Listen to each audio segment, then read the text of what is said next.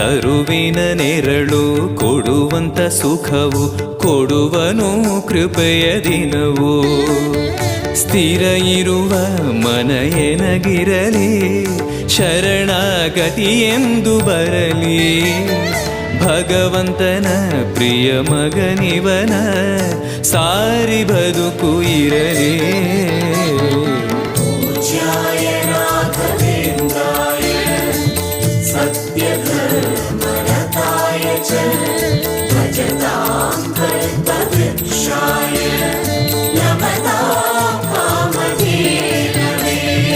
ಆಲಯವೆಂದರೆ ಮಂತ್ರಾಲಯವೇ ಬೇರೆ ನಾ ಅರಿಯಲಾರೆ.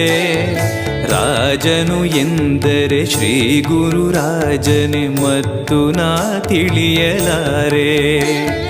ಆಲಯವೆಂದರೆ